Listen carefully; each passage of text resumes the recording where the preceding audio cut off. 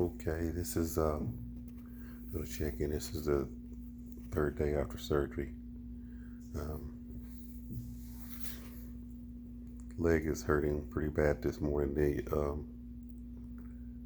A lot of the numbing that was in came out last night during the night, and so I had to increase the pain medicine to manage it because its pain went up uh, dramatically. So I had to use a little more medicine. Um,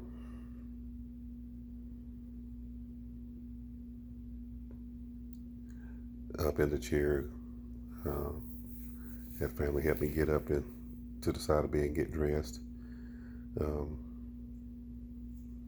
but the pain is it had been through the week. It had been about a 4. Uh, Today it's about an 8. So I'm still trying to make it on half a Percocet every 6 to 8 hours. But took the last one at 6 a.m. half at 6 a.m. and the pain reduced a little bit, but it's kind of back increased now. So after I have some breakfast, as soon as I get a bite to eat, I may have to take another uh, half a Percocet to see if we can kind of calm the pain down a little bit so I can manage it through today. Um, I mean, granted, if you're a person that can take meds and they don't bother, you could probably take a full dosage, which is one Percocet from my prescription is one Percocet every 4 hours. Uh, but because I have a very low tolerance, I've taken a half a Percocet every 6 to 8 hours. So that's drastically lower than what's recommended, but my body is a little different. Like typically when they tell you that the numb is supposed to come out out of the leg in the first 12 hours or the first 20 hours, it actually took me into the third night. So it actually took me about closer to 24 to 30 hours before some of the numbing to come out of my body.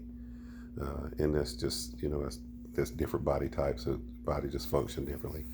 And I have a very low tolerance to really strong narcotics. The minimal amount does great for me because I just don't have a tolerance for it. So I'm trying to manage the pain and take the least that I can, and still I don't want to go through a lot of pain, but I don't want to be over medicated either. So like I said, I'm up now and I'm going to eat a bite of breakfast. If the pain doesn't let up, I'll probably take another half a Percocet, which will be, I took half at 6 a.m. this morning. The day before I took one at 12 o'clock and didn't have to take another half until 8 o'clock in the morning when I got up. So give you an indication of how the pain may be. Now today I took one at 6 p.m. yesterday.